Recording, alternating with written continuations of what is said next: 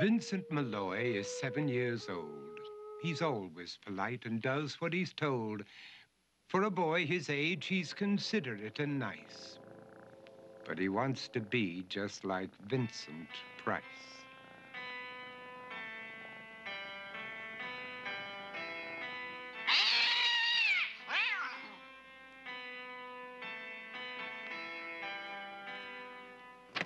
He doesn't mind living with his sister, dog, and cats, though he'd rather share a home with spiders and bats.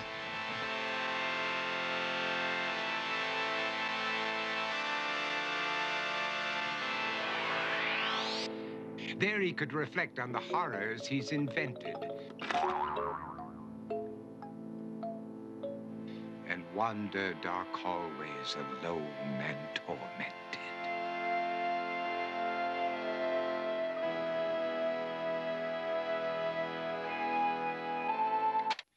Vincent is nice when his aunt comes to see him, but imagines dipping her in wax for his wax museum.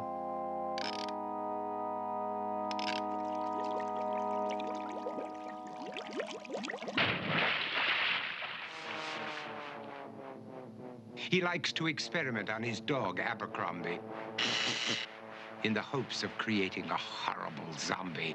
So he and his horrible zombie dog could go searching for victims in the London fog. His thoughts, though, aren't only of ghoulish crime. He likes to paint and read to pass some of the time. While other kids read books like Go, Jane, Go, Vincent's favorite author is Edgar Allan Poe. One night, while reading a gruesome tale, he read a passage that made him turn pale. Such horrible news he could not survive, for his beautiful wife had been buried alive. He dug out her grave to make sure she was dead, unaware that her grave was his mother's flower bed. His mother sent Vincent off to his room. He knew he'd been banished to the Tower of Doom, where he was sentenced to spend the rest of his life alone with the portrait of his beautiful wife.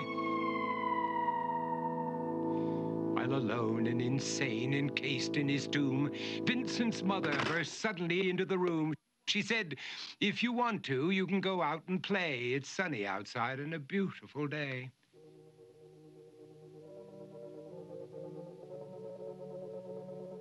Vincent tried to talk, but he just couldn't speak. The years of isolation had made him quite weak. So he took out some paper and scrawled with a pen, "I am possessed by this house and can never leave it again." His mother said, "You're not possessed and you're not almost dead. These games that you play are all in your head. You're not Vincent Price, you're Vincent Malloy. You're not tormented or insane, you're just a young boy. You're 7 years old and you are my son. I want you to get outside and have some real fun." Her anger now spent, she walked out through the hall. And while Vincent backed slowly against the wall, the room started to sway, to shiver and creak. His horrid insanity had reached its peak. He saw Abercrombie, his zombie slave, and heard his wife call from beyond the grave. She spoke from her coffin and made ghoulish demands, while through cracking walls reached skeleton hands. Every horror in his life that had crept through his dreams swept his mad laughter to terrified screams.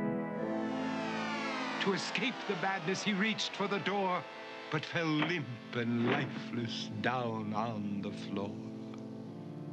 His voice was soft and very slow as he quoted The Raven from Edgar Allan Poe.